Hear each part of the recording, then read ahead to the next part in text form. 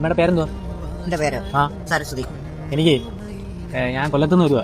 അപ്പൊ ഞാൻ അമ്പലത്തിൽ പോയി വന്നു. പക്ഷേ ചായ കുടിക്കണമെന്നുണ്ട്. ചായ കുടിക്കാൻ ഒരു 10 രൂപ ഇല്ല. വണ്ടിക്കൂലിയുടെ പൈസ മാത്രമേ ഉള്ളൂ. മോനെ അമ്മച്ചിക്ക് വണ്ടിക്കൂലിക്കുള്ള പൈസ പോലും കിട്ടിയില്ല. മറ്റേ അമ്മച്ചിയുടെ കയ്യിലുണ്ടെങ്കിൽ ആർക്കും അമ്മ കൊടുക്കും. പക്ഷേ ഇപ്പൊ അമ്മച്ചിക്ക് 80 രൂപ വേണം വണ്ടിക്കൂലി. അമ്മയുടെ 30 രൂപയോ. ഒരു രൂപ എന്ത് രൂപ കാണോ? വേറെ ആരും ചോദിച്ചിട്ടൊന്നും തരുന്നില്ല. പോലെ തരുന്നത് കിട്ടും. ഒരുപാട് നന്ദിയുണ്ട് കേട്ടോ. മോന് കാശ് കിട്ടും മോനെ. അമ്മയുടെ അടുത്ത് ചോദിച്ചെന്തിനാണെന്നറിയാവോ?